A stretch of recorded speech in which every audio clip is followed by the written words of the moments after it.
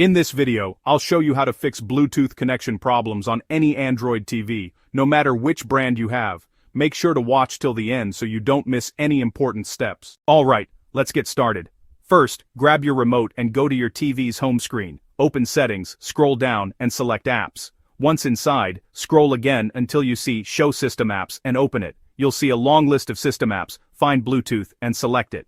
Now here's the important part. Once you open the Bluetooth app, first click Force Stop, then confirm with OK. Next, select Clear Data. This will remove any old cache or corrupted files that could be causing the issue. After that, exit the settings completely. You can either hold the power button on your remote and choose Power Off, or simply unplug the TV's power cord, wait a few seconds and plug it back in. This gives your TV a fresh restart. Once your TV turns back on, give it a few seconds to fully load up. Now go back into Settings, scroll to Remote and Accessories and choose Add Accessory. For example, I'll connect my phone, but you can use any Bluetooth device. Turn on Bluetooth on your phone, start scanning, and you should see your TV appear in the list of available devices. Tap your TV's name, and a pairing request will show up on both screens. Click Pair on your phone, and also pair on your TV. Make sure you don't hit cancel.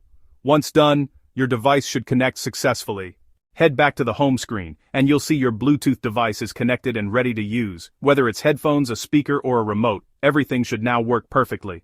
And here's a quick tip. If you're trying to pair your TCL, Hisense, or OnePlus TV remote, hold down the home and left buttons together for a few seconds until the pairing prompt appears. Other brands may have slightly different pairing steps, so just follow the on-screen instructions. And that's it. If this video helped you out, don't forget to like, subscribe, and share it with anyone facing the same issue.